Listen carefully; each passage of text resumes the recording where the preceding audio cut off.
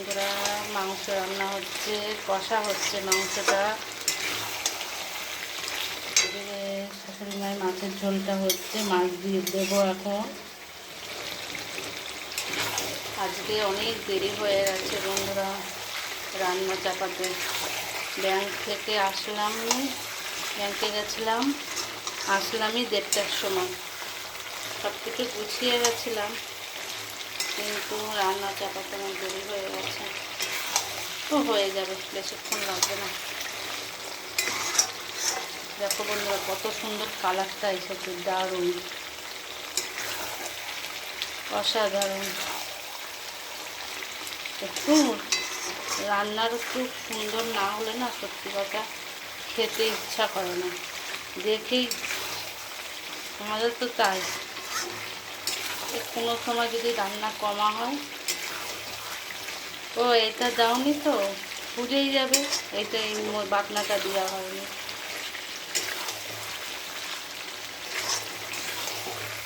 আজকে রান্নাটা খারাপ হয়েছে এরকম বলবে।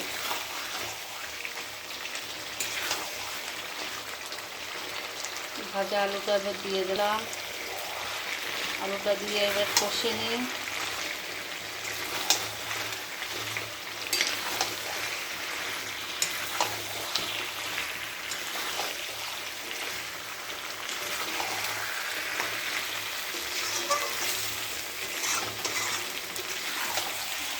কয়টা ঠাকুর তুলে নিয়েছি, কালী ঠাকুর এখন সব ঠিকঠাক করছে, রং দিইনি এখনও, রং দেবে সোমবারে তো পুজো। আমাদের আজকে টুনি লাগাচ্ছে ছাদে।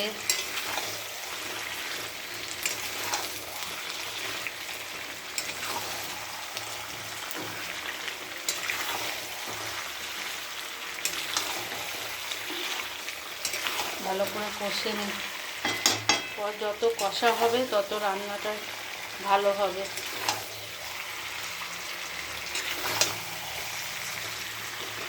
আমি ভাবি কি কোনো রকম রান্না করে সেরে আসবো, কিছুতেই হয় না। যে খেতে বসবে, রান্নাটা ভালো না হলে কী করে, তেল মশলা সবই তো যাবে।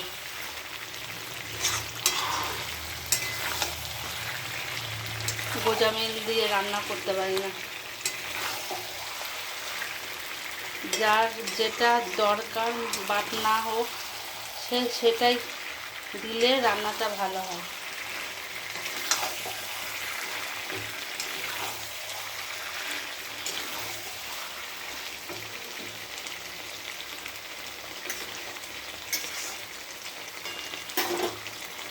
ছেলের জন্য কষা মাংস তুলে রেখেছি, এবার জল দিয়ে দেবো। জল দিয়ে দিয়েছি, আলুটা সিদ্ধ হওয়ার মতো।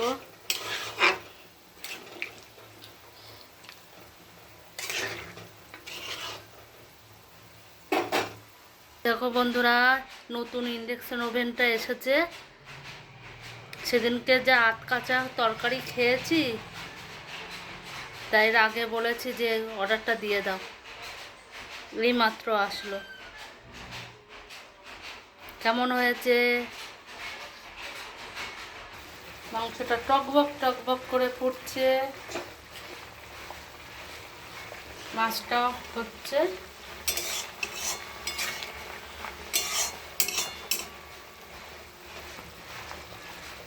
অন্যদিন খাওয়া হয়ে যায়, আজকে এত ওখানে গিয়েছি, একদিক কাজ সারলে না আর একদিক দেরি হয়ে যায়।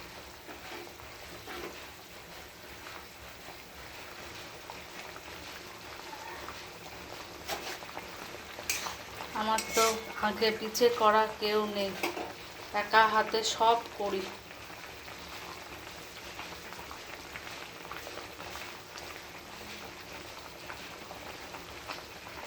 মাছের ঝোলটা নামিয়ে ফেলেছি, মাংসটা হচ্ছে, আর একটু হবে, নামিয়ে ফেলবো।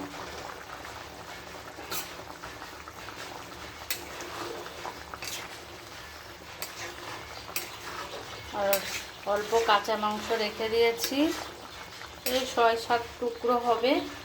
মেয়ে বললো চিলি চিকেন না কি করবে, রেখে দিয়েছি। অল্প করেই রেখে দিয়েছি।